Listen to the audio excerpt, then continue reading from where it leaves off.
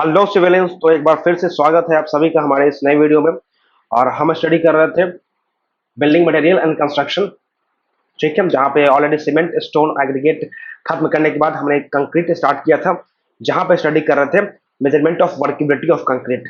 और 3 टेस्ट हमने देखा था पिछले वीडियो में: slump test, compaction factor test और VB consistometer test.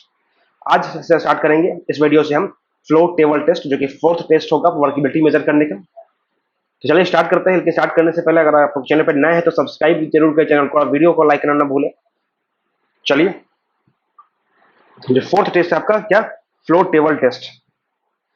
A lab test which is suitable for concrete. तो पहली बात, जो फ्लो टेबल टेस्ट है क्या लैब टेस्ट है, ये फील्ड टेस्ट नहीं है, लैब टेस्ट है। Which is suitable for concrete having high to very high workability. जिस कंक्रीट में का जो वर्केबिलिटी है वो high to very high workability होगा, वहां पे हम फ्लो टेबल टेस्ट करेंगे। ठीक है, फॉर विच चूंकि हाई और वेरी हाई वर्केबिलिटी वाले कंक्रीट में slump test, compaction factor test और वीवी टेस्ट ये सुटेबल नहीं होता है। The apparatus of this test consist of metallic mould. एक मेटालिक मोल्ड होगा centred over circular flow table, जो रखा होगा एक सर्कुलर फ्लो टेबल पे रखा होगा। In order to perform this test concrete is filled in the mould. उसको परफॉर्म करने के लिए क्या करेंगे, कंक्रीट को हम फिल करेंगे मोल्ड में 2 लेयर्स में, and each layer is properly compacted. और हर लेयर को क्या करेंगे, प्रॉपर्ली कॉम्पैक्ट किया जाएगा। Once the mould is filled it is raised in the upper direction. Mould fill करने के बाद क्या करेंगे, इसे हम ऊपर की तरफ उठाएंगे and the table is lifted and dropped by 12.5 millimetre. ठीक है, और फिर टेबल को लिफ्ट करेंगे, ड्रॉप करेंगे कितने से, 12.5 मिलीमीटर से। 15 टाइम्स इन 15 सेकंड, 15 सेकंड में 15 बार ऐसा करना होगा। Which causes the concrete to flow over the table. जिससे क्या होगा, जो कंक्रीट होगा टेबल पे फ्लो करने लगेगा। This flow of concrete is further use to indicate the workability in terms of parameter flow percentage. और यह जो फ्लो होगा कंक्रीट का, वो क्या करेगा, इंडिकेट करेगा workability in terms of parameter, workability in terms of parameter flow percentage. तो फ्लो परसेंटेज के टर्म में हमें वर्केबिलिटी निकल के आ जाएगा। which signifies percentage increase in average diameter of spread over the base diameter। जो इसका बेस डायमीटर था, मतलब जो ओरिजिनल डायमीटर था, उस ओरिजिनल डायमीटर के रिस्पेक्ट में कितना उसका डायमीटर इंक्रीज हुआ है, ठीक है, वो बता देगा स्प्रेड। तो परसेंटेज फ्लो क्या होता है, average diameter spread in centimetre -25 upon 25 into 100। ठीक है, तो इसका रेंज जो आएगा 0 से 150% के बीच में। तो ये आपका देख सकते हैं यहाँ पे 25 सेंटीमीटर का डायमीटर होगा, बॉटम वाला, टॉप वाला 70 सेंटीमीटर। ठीक है, और ये 12 सेंटीमीटर का हाइट है। तो ये आपका पूरा apparatus हो गया फ्लो टेबल। जो नेक्स्ट टेस्ट है वो केली बॉल टेस्ट। क्या है Kelly ball test?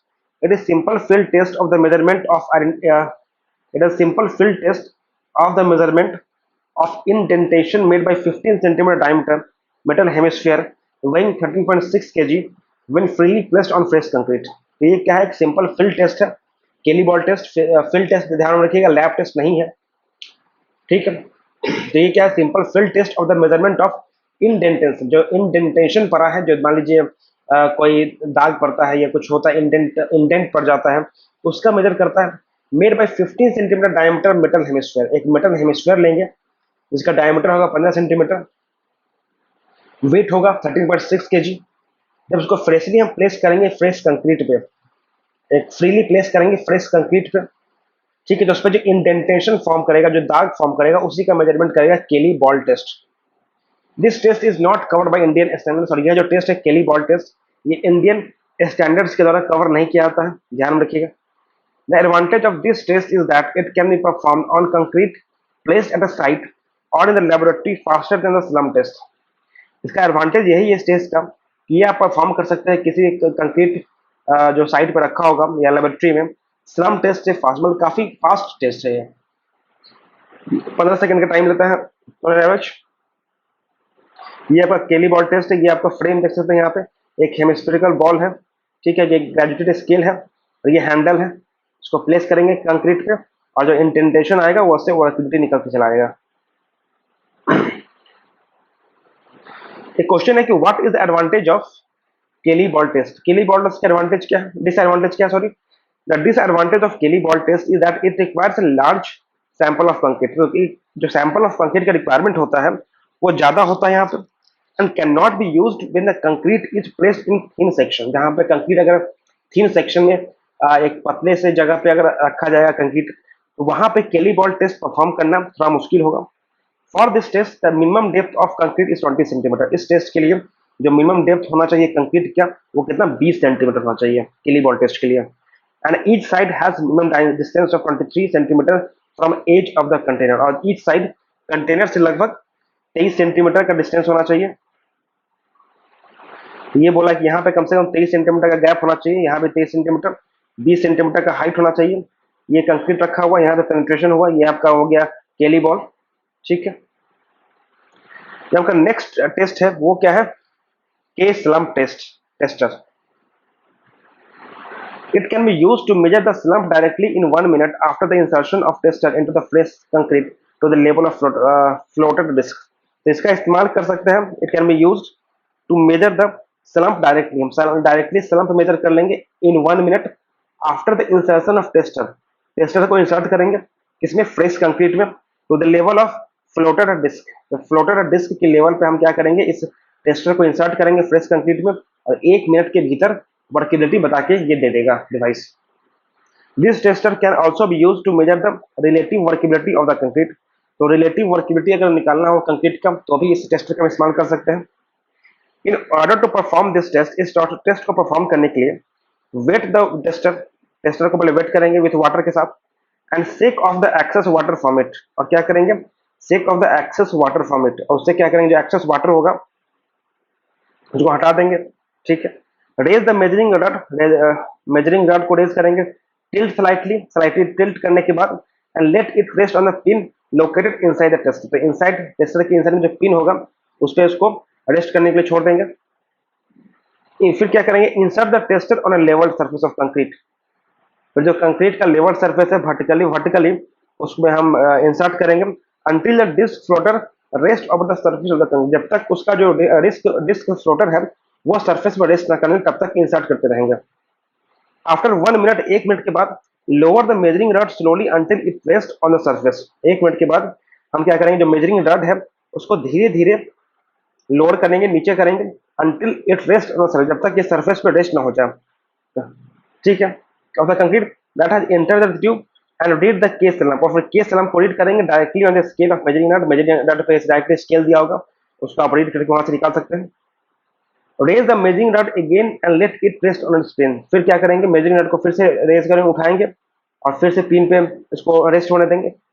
Remove the tester from the concrete vertically upward. फिर जो टेस्टर होगा उसको वर्टिकली ऊपर उठाएंगे।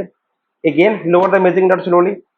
फिर क्या करेंगे, मेजरिंग रड को फिर से लोअर करेंगे slowly till it touches the surface of the concrete. मतलब सेम प्रोसेस रिपीट कर रहा है, ठीक है। के slump tester is very simple, बहुत ही सिंपल होता है, प्रैक्टिकल होता है, इकोनॉमिकल, फील्ड और लैब दोनों जगह इस्तेमाल कर सकते हैं। It can be use to measure the slump in 1 minute. 1 minute के भीतर स्लम्प वैल्यू बता देगा। इन सिलेंडर बकेट स्लम्प, यहाँ पे देख सकते हैं, ये आपका हो गया मूवेबल रड, ये हो गया एल्यूमिनियम कप, ये हो गया डिस्क फ्लोटर, ठीक है। ये है आपका hollow plastic rod, chrome plated steel tube.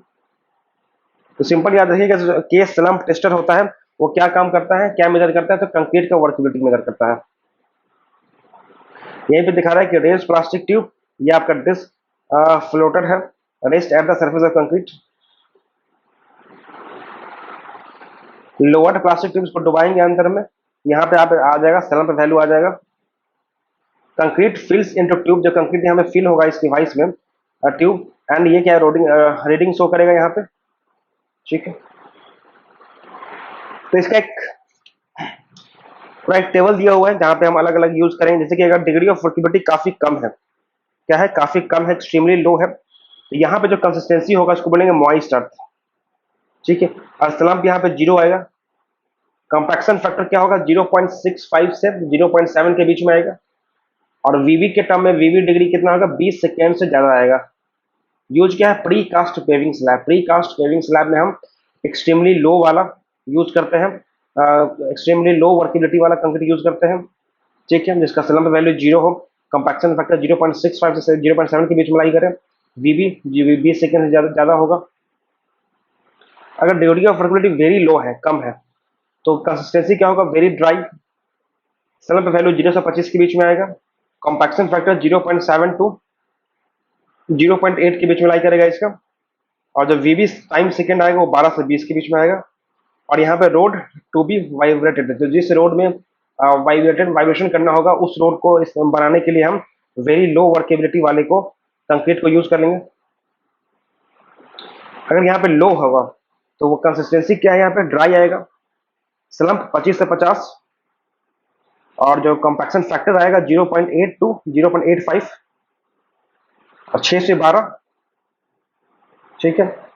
मास कंक्रीटिंग करना होगा वहां पे यूज करेंगे, या कोई लाइट रेनफोर्समेंट स्ट्रक्चर बनाना है वहां पे हम लो वर्केबिलिटी वाला यूज कर लेंगे, ठीक है, जिसका स्लम्प वैल्यू 25 से 50 होगा। अगर मीडियम वर्केबिलिटी की बात करें, यहाँ पे इसको बोलेंगे प्लास्टिक बोलेंगे, और स्लम्प वैल्यू 50 से 100 के बीच में होगा, कंपैक्शन फैक्टर 0.85 टू 0.95 होगा, वीबी डिग्री 3 से 6 सेकंड, फ्लैट स्लैब है, हेवली रेनफोर्स स्ट्रक्चर बनाना है, आरसीसी से सेक्शन बनाना है, वहां पे यूज करेंगे। अगर हम बात करें हाई डिग्री ऑफ वर्केबिलिटी, तो इसका जो कंसिस्टेंसी होगा उसको बोलेंगे सेमी फ्लूइड, काफी लिक्विडिटी काफी बढ़ जाएगा इसका, स्लम्प वैल्यू काफी ज्यादा आ जाएगा, क्यों, क्योंकि काफी वर्केबल हो गया, तो 100 से 175 के बीच में। और जो आपका कंपैक्शन फैक्टर आएगा वो 0.95 टू 1 के बीच में आएगा, और 0 से 3 सेकेंड, ठीक। तो RCC with congested reinforcement and tremie concreting, तो यहाँ पे यूज हो जाएगा। चलिए देखते हैं, कुछ क्वेश्चन देख लेते हैं। ग्रुप 1 गिव, आपको क्या करना है, सिंपली मेजर द फॉलोइंग करना है। तो ले चार्टलियर टेस्ट क्यों करते हैं, तो ये करते हैं आपके लिए साउंडनेस ऑफ ओपीसी, ओपीसी का ऑर्डिनरी पोर्टलैंड सीमेंट का साउंडनेस टेस्ट ये करने के लिए। वीबी टेस्ट तो वर्केबिलिटी, कंसिस्टेंसी और वर्केबिलिटी ऑफ कंक्रीट, तो आपका क्यू का 3 हो जाएगा, ठीक है। ब्लेन एयर परमिलिटी टेस्ट ये करते हैं फाइनेंस निकालने के लिए, तो आर का 4 हो गया।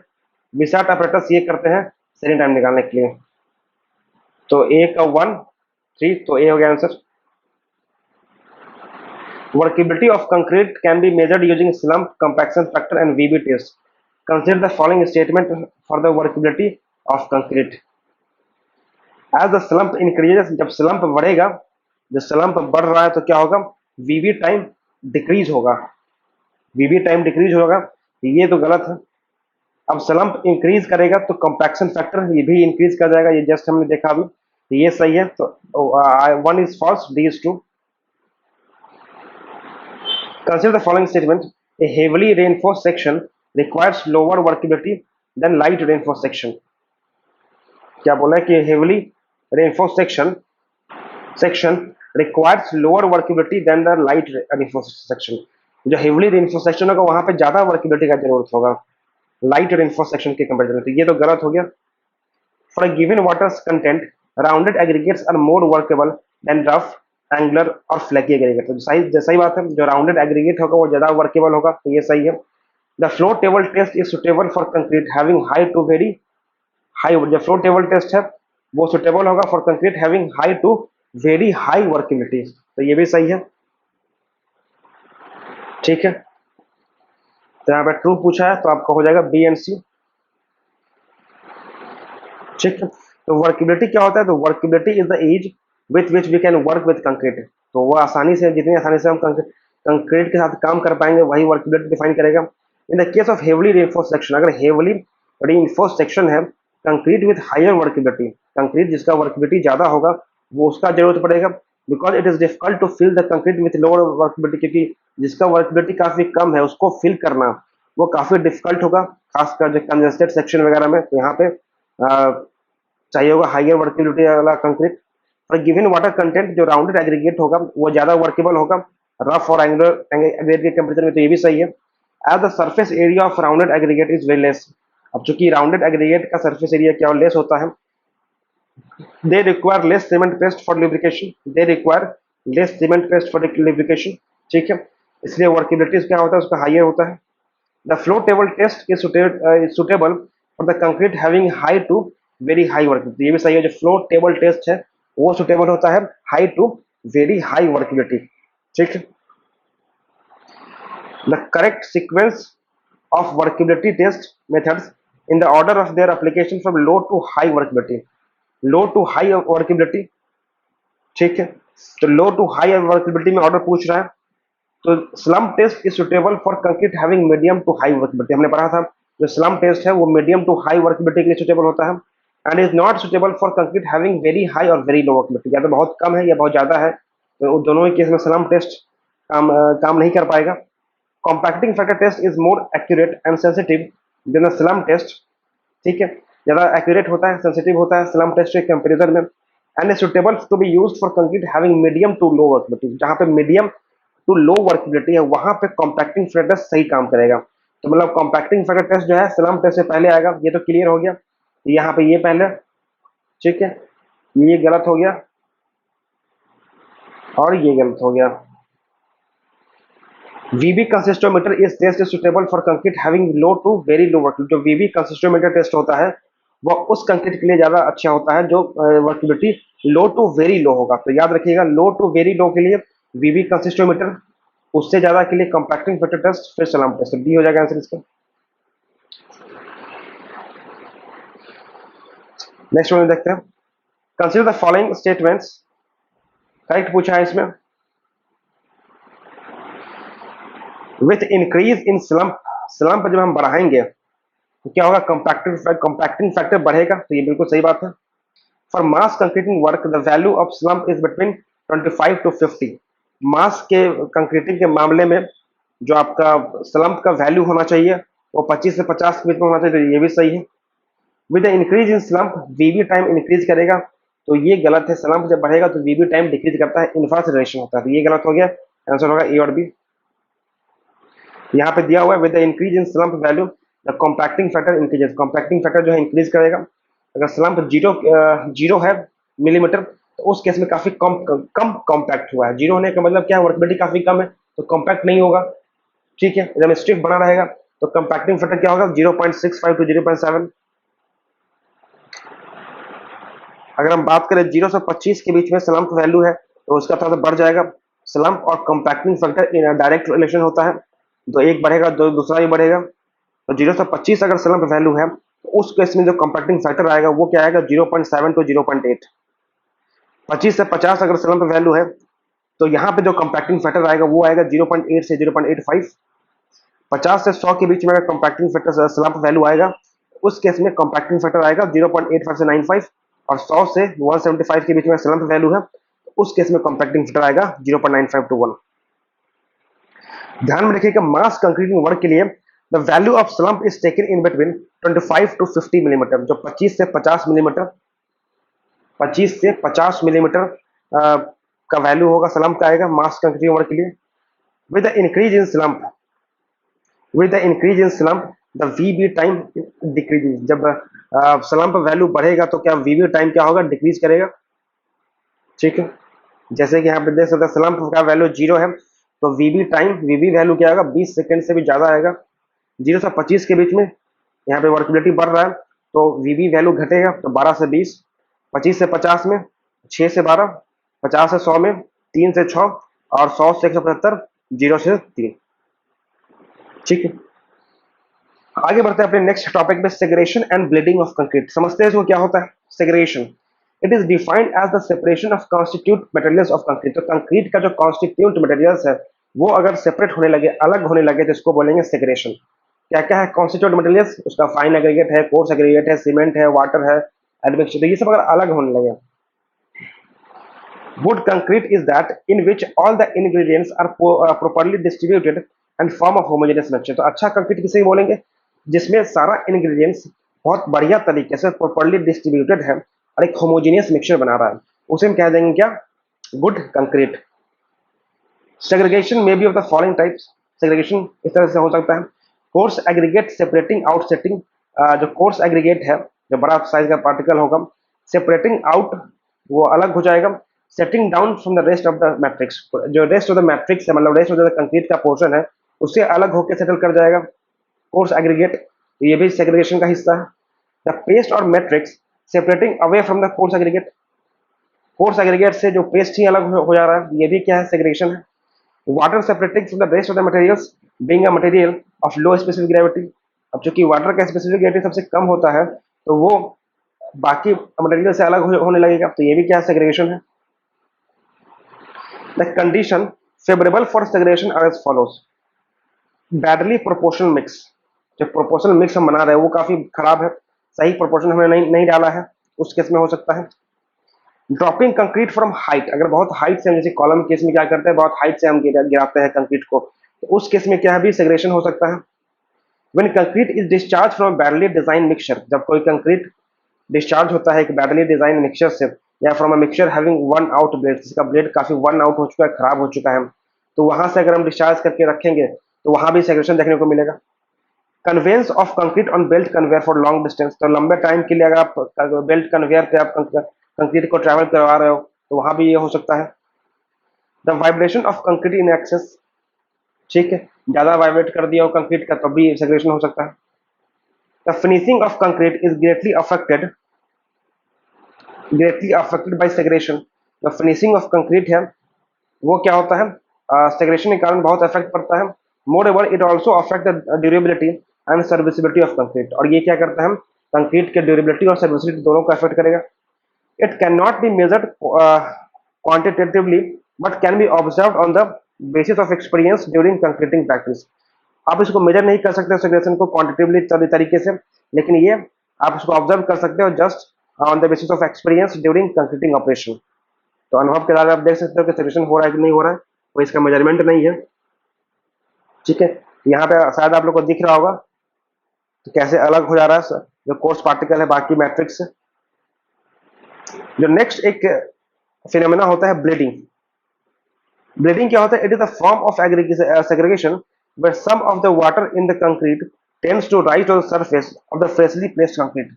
तो ब्लीडिंग क्या है, सेग्रीगेशन का ही एक फॉर्म है जहां पे एक फ्रेशली प्लेस्ड कंक्रीट के सरफेस पे वाटर पार्टिकल चले आते हैं, वाटर के मॉलिक्यूल चले आते हैं सरफेस पे। It is a particular form of segregation in which some of the water from the concrete comes out to the surface of the concrete as its specific gravity low. क्योंकि water का जो specific gravity है इन सभी materials में वो कम होता है, तो जो पानी है क्या हल्का होगा तो वो चलाएगा ऊपर में सरफेस पे, और इसी को बोलेंगे ब्लीडिंग। क्योंकि क्या हो रहा है, सेग्रीगेट ही हो रहा है, एक सेग्रीगेशन ही है। तो ब्लीडिंग क्या है, स्पेशल टाइप ऑफ सेग्रीगेशन है जिसमें पानी अलग हो रहा है, ठीक है। It is predominantly observe in highly wait mix, ये प्रीडोमिनेंटली कहाँ ऑब्जर्व होता है, ये प्रीडोमिनेंटली ऑब्जर्व होता है हाईली वेट मिक्स में, ठीक। Bad proportional and insufficiently mixed concrete, अगर कोई बैड प्रोपोर्शन और इनसफिशिएंटली मिक्स्ड कंक्रीट है या हाईली वेट मिक्स है तो वहां पे ये आपको ऑब्जर्व होगा। It's tendency increases in thin members like roof slab and road slabs where the concrete is to be laid in sunny weather, ठीक है। तो ये इसका जो टेंडेंसी है वो बढ़ जाता है कहाँ पे, थिन मेंबर्स, जहाँ पे मेंबर्स थिन है, पतले है वहां पे, जैसे कि रूफ स्लैब हम ढाल रहे हैं या रोड का स्लैब है जहाँ पे कंक्रीट को सनी वेदर में बिछाना मतलब कास्ट करना होता है, तो वहां पे इसका टेंडेंसी ब्लीडिंग का टेंडेंसी बढ़ जाता है। Due to bleeding the water rise करेगा and accumulates at the surface along with the cement in some cases, तो आ जाएगा सरफेस पे और साथ में कभी कभी क्या होता है सीमेंट भी ले आता है। And it forms a layer termed as laitance, और फिर क्या होगा एक लेयर बना देगा जिसे कहेंगे लैटेंस बोल देंगे, विच रिड्यूसेस द स्ट्रेंथ, जो स्ट्रेंथ को कम कर देगा बिटवीन टू सक्सेसिव लिफ्ट, दो सक्सेसिव लिफ्ट के बीच का जो डिस्टेंस होगा, स्ट्रेंथ होगा उसको कम कर देगा। And degrades the wearing quality of the surface, और क्या करेगा जो सरफेस का वेरिंग क्वालिटी है उसको डिग्रेड करेगा। Bleeding rate increases with the time up to 1 hour, जो ब्लीडिंग रेट है वो बढ़ जाएगा समय के साथ शुरुआती 1 घंटे तक, और so thereafter the rate decreases, उसके बाद जो रेट है घटने लगेगा, but continues up to the final setting of cement, ठीक है। शुरुआती 1 घंटे में तो रेट बढ़ेगा ब्लीडिंग का, लेकिन फिर घटने लगेगा और घटते घटते जो है फाइनल सेटिंग तक ये रहेगा, उसके बाद खत्म हो जाएगा। Bleeding can be measure as follow, तो ब्लीडिंग को कैसे मेजर कर सकते हैं, ए सिलेंड्रिकल कंटेनर हम लेंगे, इसका वॉल्यूम होगा 0.01 metre cube, having inside diameter D I is 250 millimetre, ठीक है, and inside height H I 280 millimetre. A tampering rod is used. A tampering rod is used. Tampering rod as used in a slump test is used. A tampering rod उसका इस्तेमाल किया जाएगा इन slum test, जैसे कि slum test में use हो रहा था tamping rod. A pipette for drawing free water from the surface and a graduated jar of 100 centimetre cube is required for the test. और एक पिपेट लेंगे हम फ्री वाटर को निकालने के लिए, वहां से सरफेस से निकालने के लिए, ड्रॉ करने के लिए, और फिर एक ग्रेजुएटेड जार लेंगे 100 सेंटीमीटर वॉल्यूम वाला, ठीक है। A sample of freshly mixed concrete is obtained, एक फ्रेशली मिक्स्ड कंक्रीट का सैंपल लेंगे and is filled in 50 millimetre layer for depth of 250 millimetre, 5 layer, तो 5 लेयर में 50-50 मिलीमीटर कंक्रीट उसमें डाल देंगे और हर लेयर को क्या करेंगे हम 25 नंबर ऑफ ब्लो मार के टैंपिंग नट से कॉम्पैक्ट करेंगे। Test specimen is weight and the weight of concrete is noted, फिर जो टेस्ट स्पेसिमेन आएगा उसको वेट करेंगे और कंक्रीट के वेट को मेजर कर लेंगे, ठीक है। knowing the weight of concrete, the weight of water in it is calculated, तो अगर हम knowing the weight of concrete, अगर weight of concrete जानने के बाद क्या करेंगे, जो उसमें पानी का क्या वेट है वो भी कैलकुलेट कर सकते हैं। The cylindrical container is kept on a level surface, फिर क्या करेंगे, सिलेंड्रिकल कंटेनर को हम डाल देंगे एक लेवल सरफेस पे जहाँ पे कोई वाइब्रेशन नहीं होगा, टेम्परेचर का रेंज होगा 27 ± 2 डिग्री सेल्सियस पे, और उसको कवर कर देंगे लीड के साथ, ठीक है। वाटर एक्यूमुलेटेड टॉप, जो टॉप पे पानी एक्यूमुलेट होगा, जमा होगा, उसको हम ड्रॉ करेंगे कहाँ पे, इसकी हेल्प से, तो पिपेट की हेल्प से, at an interval of 10 minute, 10 minute के इंटरवल पे पानी को ड्रॉ करेंगे सरफेस पे, ठीक है। फॉर द फर्स्ट 46 मिनट, पहले 40 मिनट तक, and at 30 minute interval subsequently till bleeding से, जब तक ब्लीडिंग बंद नहीं हो जाता तब तक क्या करेंगे, आप पानी से खींचते रहेंगे हर 10 मिनट के इंटरवल पे, ठीक है।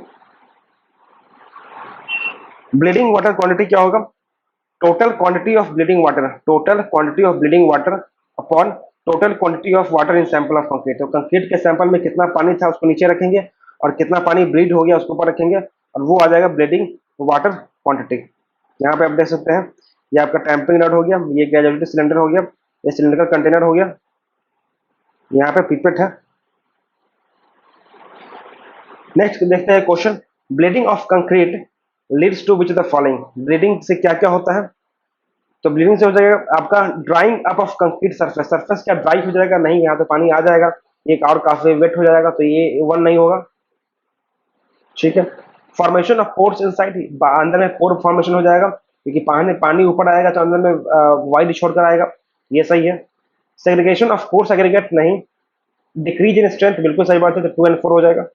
तो bleeding is a form of segregation where some of the water in the concrete tends to rise to the surface पे आ जाएगा of the freshly placed concrete. It causes the formation of porous structure. ये क्या हो जाएगा, एक porous structure का formation कर देगा and decreases the strength of the concrete, ठीक है, तो इसका आंसर डी हो जाएगा। सेटिंग टाइम ऑफ कंक्रीट, जो हमारा नेक्स्ट सेक्शन है, setting time of concrete. The setting time of concrete differs from the setting time of cement, तो सीमेंट का जो सेटिंग टाइम होता है और जो कंक्रीट का सेटिंग टाइम होता है, इसमें डिफरेंस है। क्या डिफरेंस है वो देखते हैं। The setting time of concrete does not coincide with the setting time of cement with which concrete is metal, तो जो कंक्रीट का सेटिंग टाइम है वो कोइंसाइड नहीं करता है। जो हमने पढ़ा था पहले चैप्टर में, सीमेंट के चैप्टर में, कि जो इनिशियल सेटिंग टाइम 30 मिनट होता है, फाइनल सेटिंग टाइम वो सीमेंट का था 10 घंटे। The setting of concrete depends on water cement ratio, temperature condition, type of cement, use of mineral admixture and the use of plasticizers, तो इन सब factors पर depend करेगा कंक्रीट का setting time.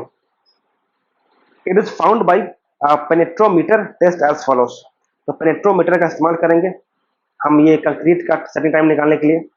The apparatus consists of a container which should have a minimum lateral dimension of 150 mm and minimum depth of 150 mm, तो हम use करेंगे container जिसका जो कम से कम डायमीटर कितना होगा, लैटरल डायमेंशन कितना होगा 150 मिलीमीटर और मिनिमम डेप्थ कितना होगा 150 मिलीमीटर, ठीक है। देयर आर 6 पेनिट्रेशन नीडल्स, तो 6 पेनिट्रेशन नीडल्स होंगे जिसका बियरिंग एरिया क्या होगा 645, 323, 161, 65, 32 और 16 millimetre square. Each needle stem is marked at a distance of 25 millimetre from the bearing area, जो बियरिंग एरिया है, ठीक है, बियरिंग एरिया से 25 मिलीमीटर के डिस्टेंस पे उसको मार्क किया जाएगा सभी नीडल्स को। A device is provided to measure the force required to cause the penetration of the needle. फिर एक डिवाइस प्रोवाइड किया जाएगा जिससे हम फोर्स कितना रिक्वायर है उस नीडल को पेनिट्रेट करने में, उस कंक्रीट में, वो मेजर किया जाएगा। तो फोर्स बेसिकली मेजर किया जाएगा। ठीक है। The test procedure involves the collection of representative samples in sufficient quantity and sieve through a 4.75 mm sieve, and the resulting sample of concrete is sufficiently compacted by the tampering rate and viability। जो test procedure में क्या involve करता है कि पहले हम क्या करेंगे, हर सैंपल को हम कलेक्ट करेंगे एक सफिशिएंट क्वांटिटी में और उसको सीव करेंगे थ्रू 4.75 मिलीमीटर सीव में। फिर जो रिजल्टिंग सैंपल आएगा कंक्रीट का उसको क्या कर सफिशिएंटली कॉम्पैक्ट करेंगे बाय टैंपिंग रड और vibrating. The surface is levelled, फिर सरफेस का लेवलिंग कर देंगे and kept covered to prevent the loss of water, loss of moisture. फिर इसको ढक देंगे, कवर कर देंगे ताकि जो लॉस ऑफ मॉइस्चर ना हो पाए। If any bleeding water is found, अगर कोई ब्लीडिंग वाटर पाया जाता है, it is removed during the test, तो टेस्ट के टाइम इसको हटा देना चाहिए, रिमूव कर दिया जाएगा। Insert a needle of appropriate size, फिर क्या करेंगे, एक एप्रोप्रिएट साइज के निडल को इंसर्ट करेंगे depending upon the degree of the setting of mortar. ये डिपेंड करेगा कि मोटार का सेटिंग का डिग्री क्या है। ठीक है। Bring the bearing area in contact with the concrete, जो बियरिंग एरिया है जो कॉन्टैक्ट में रहेगा उसको लाएंगे हम कंक्रीट के कॉन्टैक्ट में। ग्रेजुअली अप्लाई वर्टिकल फोर्स, और धीरे धीरे क्या है वर्टिकल फोर्स अप्लाई करेंगे downward on it until it penetrates to the depth of 25 millimetre, जब तक ये 25 मिलीमीटर के डेप्थ तक पेनिट्रेट न कर जाए। The time taken to penetrate at this depth is noted, जो टाइम लिया जाएगा इस डेप्थ तक पेनिट्रेट करने के लिए उसको नोट कर लिया जाएगा। The test is repeated by changing the needles up to an extent penetration resistance of 27.6 MPa is reached। फिर इस टेस्ट को रिपीट करेंगे जब तक नीडल्स को चेंज करके, जब तक जो पेनिट्रेशन का रेसिस्टेंस है 27.6 MPa ना पहुंच जाए। From penetration resistance equal to 3.5 MPa draw a horizontal line, it indicates IST। एक पेनिट्रेशन रेसिस्टेंस जो इसका 3.5 MPa पे हम क्या करेंगे, एक हॉरिजॉन्टल लाइन ड्रॉ करेंगे जो इंडिकेट करेगा IST, initial setting time, and corresponding to 27.6 MPa it indicates final setting time. तो 3.5 पे जो टाइम होगा वो होगा IST, जो 27.6 MPa पे जो टाइम निकल कर आएगा वो आएगा FST, फाइनल सेटिंग टाइम। ये आपका दिया हुआ है, ग्राफ दिया हुआ है, variation of penetration resistance with time. यहाँ पर टाइम दिया हुआ है अलग अलग टाइम पे। ये हो गया पेनिट्रेशन रेसिस्टेंस, ये ग्राफ प्लॉट करेंगे हम रेसिस्टेंस वर्सेस टाइम में।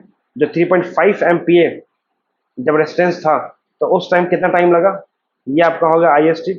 जब 27.6 MPa पहुंचा रेसिस्टेंस उस टाइम कितना आपका टाइम था, ये आपका आएगा FST। ठीक है। और हम देखेंगे स्ट्रेंथ ऑफ कंक्रीट। क्या देखेंगे, स्ट्रेंथ ऑफ कंक्रीट। इस concrete can resist gradual loading और रप्चर। कंक्रीट क्या कर सकता है, ग्रेजुअल लोडिंग और रप्चर को रेसिस्ट कर सकता है।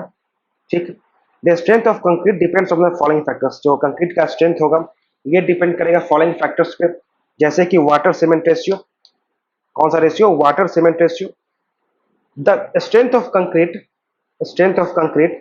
primarily preliminary depends upon the strength of cement paste, which depends upon the dilution of the paste or the strength of paste increases with the cement content। जो concrete का strength होता है शुरुआती दौर में ये डिपेंड करता है किस पे, सीमेंट पेस्ट के स्ट्रेंथ पे, जिस सीमेंट से कंक्रीट बना हुआ है।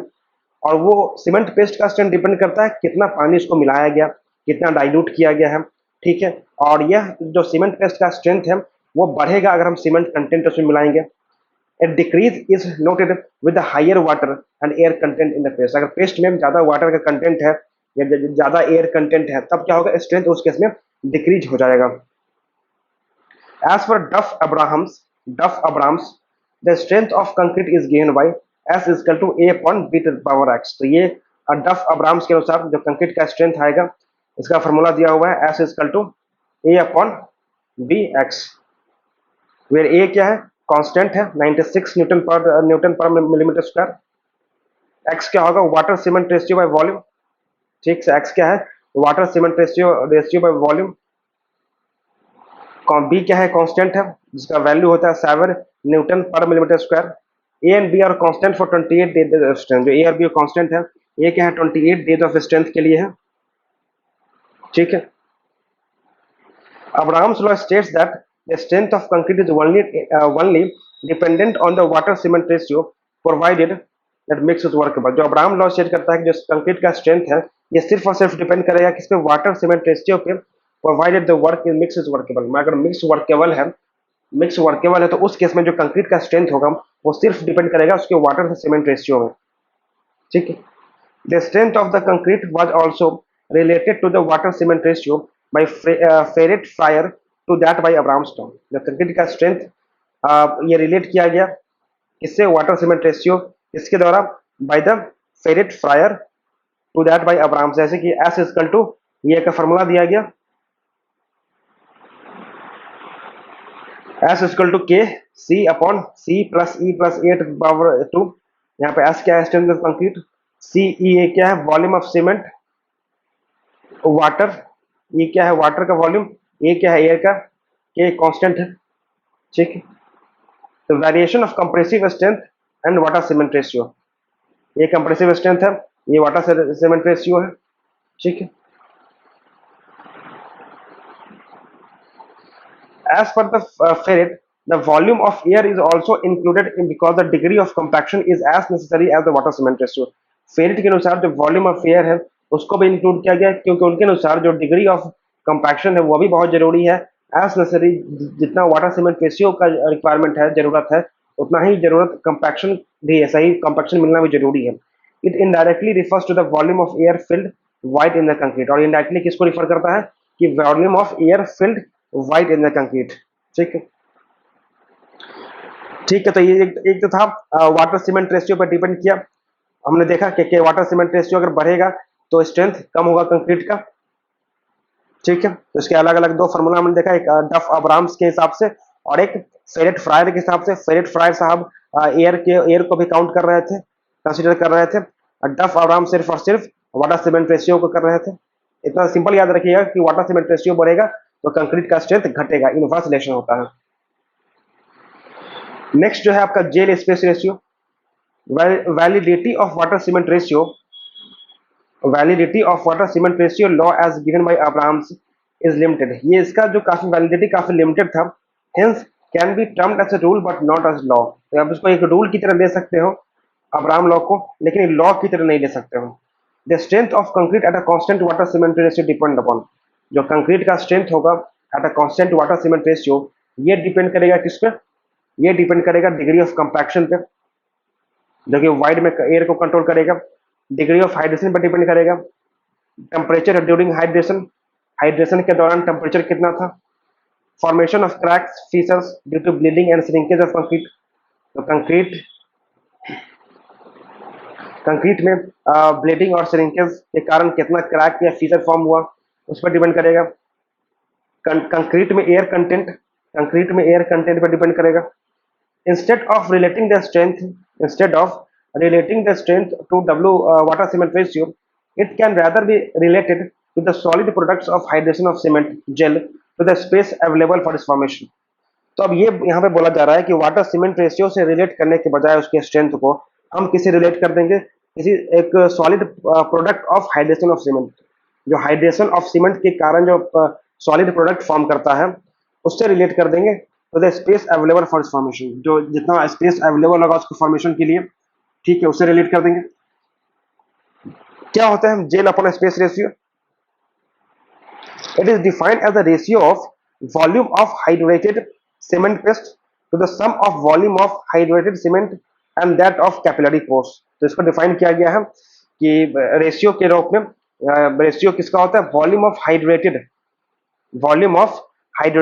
Cement paste, hydrated cement paste का वॉल्यूम लेंगे ऊपर में, ठीक है, तो the sum of volume of hydrated cement and that of capillary force, नीचे में उस हाइड्रेटेड सीमेंट पेस्ट का वॉल्यूम प्लस कैपिलरी फोर्स, ठीक है, तो उसको हम रेशियो निकालेंगे, यही आ जाएगा gel space ratio. power and brown yard related strength of the concrete to gel space. The power and brown yard related strength of concrete to gel space ratio दिया हुआ है क्या, S equal to 240 to the power into x cube. X क्या है यहाँ पे, jail space ratio है, ठीक है. 240 represent intrinsic strength of concrete, तो 240 आएगा तो वो क्या रिप्रेजेंट करेगा, intrinsic strength of concrete in MPa. यहाँ पे जेल स्पेस रेशियो है, स्ट्रेंथ है. जेल स्पेस रेशियो अगर बढ़ेगा तो स्ट्रेंथ बढ़ेगा, तो ये रिलेशन होगा, ठीक है. The relationship between water cement ratio and strength is valid for 28 days. और ये जो रिलेशनशिप है ये वैलिड होगा 28 दिनों के लिए, ठीक है. For fully compacted concrete, fully compacted concrete के केस में, whereas the relationship between strength and gel space ratio are independent of age, ठीक है. वैसे क्या है, ये एज से इंडिपेंडेंट होता है. Gel space ratio can be calculated at any age, किसी भी एज पे आप इसको कैलकुलेट कर सकते हैं. And for any fraction of hydration of cement as follow, किसी भी फ्रैक्शन ऑफ हाइड्रेशन के लिए जेल स्पेस रेशियो कैलकुलेट किया जा सकता है. जैसे कि gel space ratio for complete hydration, अगर हाइड्रेशन पूरा कंप्लीट हो रहा है उस केस में क्या होगा जेल और स्पेस रेशियो का, वो देखते हैं. यहाँ पे सी क्या है, वेट ऑफ सीमेंट ग्राम में ले लेंगे. VC specific volume of cement, specific volume of cement जो कितना होगा 0.319 मिलीलीटर पर ग्राम. डब्ल्यू नॉट क्या है, volume of mixing water in ML, volume of mixing water in ML, ठीक है. Assuming that 1 ml of cement on hydration will produce 2.06 ml of gel. Assume करना है कि 1 ml of cement जो है हाइड्रेशन पे क्या कितना प्रोड्यूस करेगा, 2.06 ml of gel प्रोड्यूस करेगा. तो वॉल्यूम ऑफ जेल कितना हो जाएगा, 2.06 इंटू 0.319, कि कितना हमने स्पेसिफिक वॉल्यूम लिया है सीमेंट का, इंटू सी जितना वेट लिया है, ठीक है. तो ये आ जाएगा 0.6571 सी आ जाएगा वॉल्यूम ऑफ जेल. तो स्पेस अवेलेबल कितना होगा, 0.319 into c, 0.319 into c plus W naught. डब्ल्यू नॉट क्या है आपका, वॉल्यूम ऑफ मिक्सिंग वाटर. तो टोटल वॉल्यूम हो गया ये.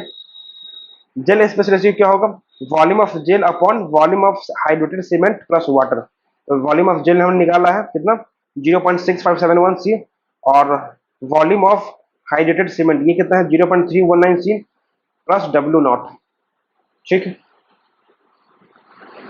Gel space ratio for partial hydration, अगर पार्शियल हाइड्रेशन हो रहा है तो पूरी तरह से हाइड्रेशन रिएक्शन नहीं हो रहा है, उस केस में कैसे निकालेंगे, तो हम मान लेते हैं कि let alpha equal to fraction of cement जो हाइड्रेट हुआ है. तो वॉल्यूम ऑफ जेल क्या होगा, 2.06 इंटू 0.319 सी इंटू अल्फा, यहाँ पे एक अल्फा फैक्टर आ जाएगा. तो total space available 0.319 into c into alpha plus W naught, ठीक है. उसी तरीके से निकालेंगे यहाँ पे, ठीक है. ठीक है, एक क्वेश्चन देखते हैं.